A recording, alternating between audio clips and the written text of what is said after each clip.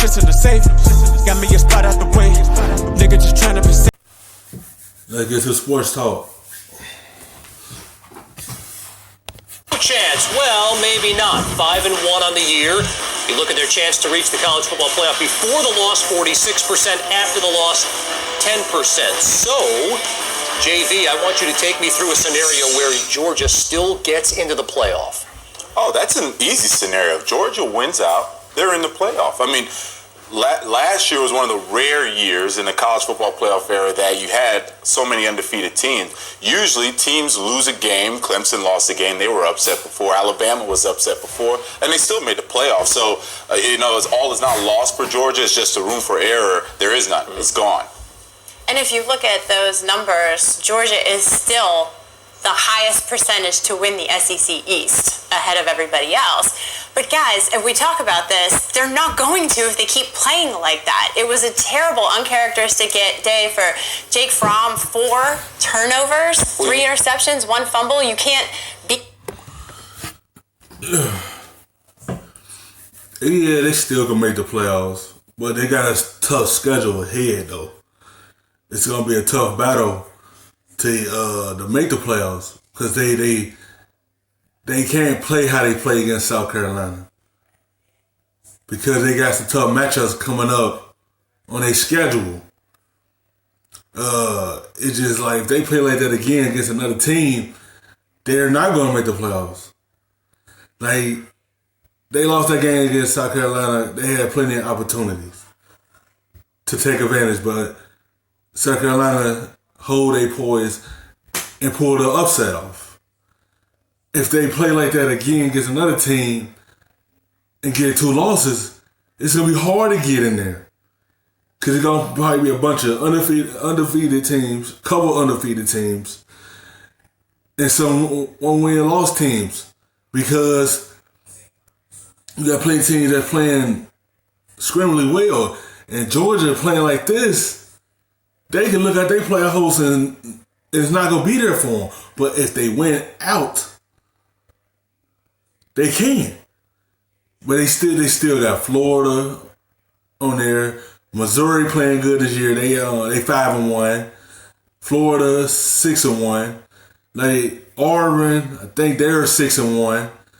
Like they got tough matchups coming up on their schedule. They said if they win out, it's going to be tough to win out the schedule they had. They can get a win against Kentucky, but if they play Kentucky how they play South Carolina, we don't know. But it's going to be tough to win out because Georgia's still a good team. It's a tough schedule ahead for them. Auburn or Florida or anybody else if you're going to play that way. And you said the key word, uncharacteristic. So if it's uncharacteristic, that means they won't still keep playing like that. Now, I think we all need to be convinced of that. I'm not convinced of it. I mean, that was an ugly performance, JV. I mean, Fromm throws 3 picks. One's a pick 6. They have 4 turnovers. They look inept. They need to run the ball more. It was shocking to me. Now, can they recover and win out, like you say? If they do, then they deserve to be in. Yeah, to me, it's a big if still. It is a big if, and my biggest issue with Georgia, not just this season, but the past few seasons, has always been they play down to the level of their opponent. And then it takes an upset or bad loss for them to finally kind of wake up and, okay, here we are, and then we're going to run the ball, and we're going to really commit to playing good defense and all this stuff. And it's like, look, I hear that, and that's great, and you have all this. See, that's what happened. When you get in one dimension, it's not going to help you. Like, you have to run the football to open up the pass. When you just pass a lot, now everybody can either play man and stop you. And Jay Fromm can't play like that, throwing the 3 picks. That's putting your team in a hole in any type of game. You got a good running back in Swift. Use him. Don't go away from him.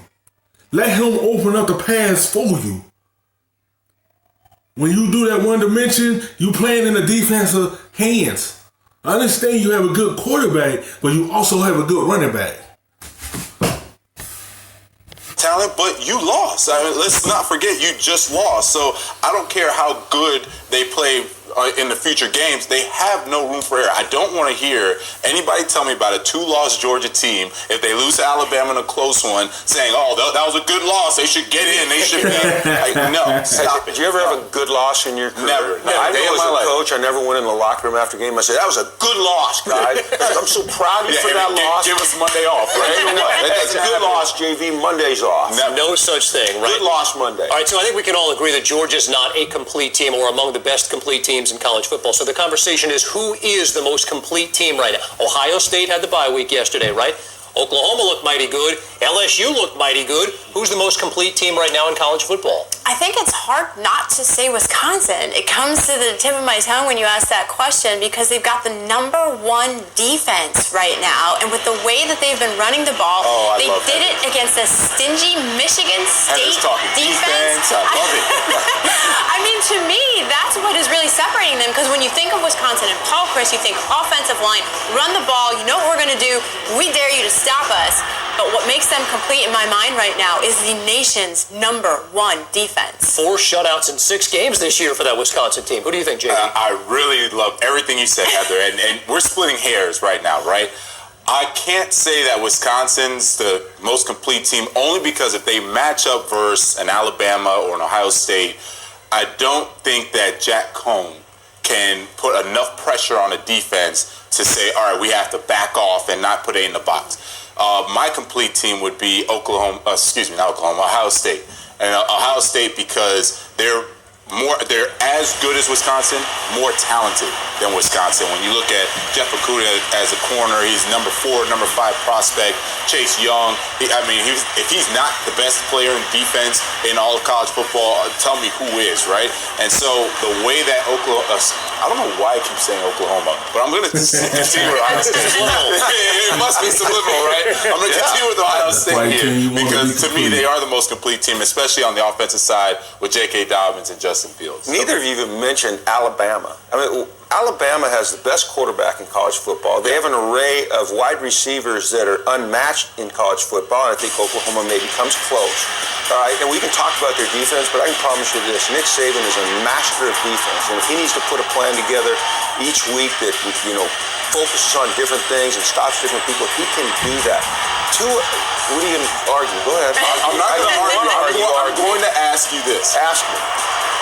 Would you take Wisconsin's defense, Ohio State's defense, or Alabama's defense right now? Wisconsin's defense. Okay. But Wisconsin's defense has not played the type of talent that Alabama can put on the field. Every week it's a different guy taking a little slant or a little bubble to the house. All right. Is it clear cut that you would take Alabama's offense over Ohio State's offense or Wisconsin's offense? It's clear cut? For me. Man, this guy's just... It's just like this playoffs, man, is gonna be very tough for anyone. You can't have no disappointing losses so much because they're gonna play a part in everything to get there. And Alabama gonna get there because of how they schedule set up. So we'll leave them out of the picture. It's just like everybody else, they just gotta play good enough football, great enough football, and get there. Because it's tough to get in there. That's why they talk like this. Like, if Georgia could win the rest of their games and get to the SEC championship and play Alabama, yes, I'm putting Alabama up there because they going to make it to the SEC game. It's going to be tough. Because Alabama have a complete team, like everybody said. They played them good in the national championship game a year ago.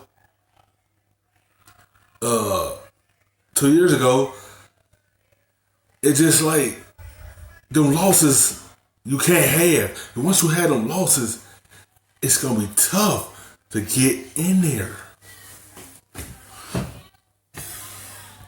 The Alabama record for touchdown passes, and everyone's like, ho hum.